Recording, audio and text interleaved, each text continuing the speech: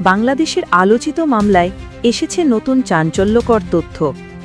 আজ দুপুরে রাজধানীর আদালত প্রাঙ্গণে মামলার এক আইনজীবী দিয়েছেন বিস্ফোরক মন্তব্য। তিনি সাংবাদিকদের সামনে দাঁড়িয়ে বলেন, শেখ হাসিনা এবং কামাল বর্তমান প্রমাণ সাক্ষ্য অনুযায়ী খালাস পাওয়ার মতো অবস্থানে আছেন। এই বক্তব্য প্রকাশ হতেই রাজনৈতিক অঙ্গনে দেখা যায় তোলপাড়। মানুষের মধ্যে শুরু হয় তীব্র আলোচনা সমালোচনা। অনেকে বলছেন, এটা কি মামলার বড় মোড় ঘুরিয়ে দেওয়ার ইঙ্গিত?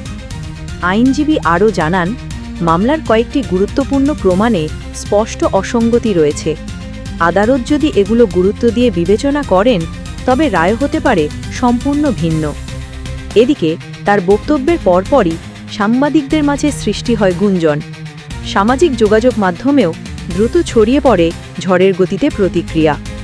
রাজনৈতিক বিশ্লেষকরা বলছেন, এই মন্তব্য রায়কে ঘিরে চলমান উত্তেজনা আরও বাড়িয়ে দিয়েছে।